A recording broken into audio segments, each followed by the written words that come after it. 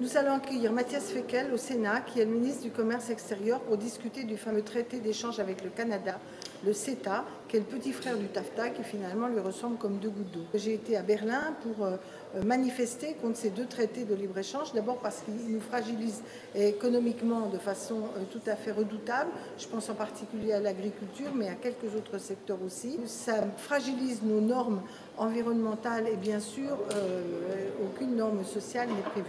Ce qui est aussi très dangereux, c'est que les entreprises vont pouvoir se retourner contre les États quand elles investiront dans un pays, puis qu'on décide de durcir une norme ou qu'on décide de changer de politique, eh bien, ils devront être dédommagés.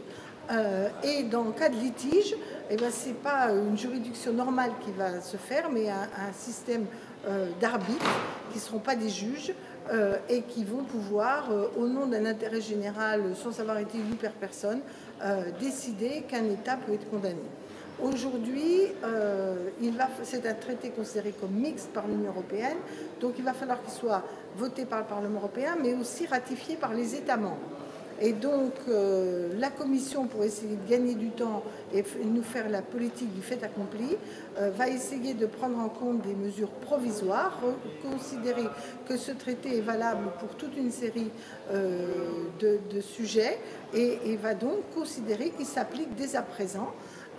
Et évidemment, ce sera très difficile de pouvoir arrêter la logique destructrice de cela.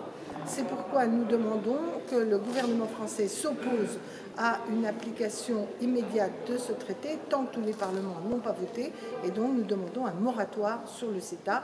Plus fondamentalement, je suis opposée à ce traité. La première des choses, c'est d'éviter qu'il rentre dans les faits aujourd'hui.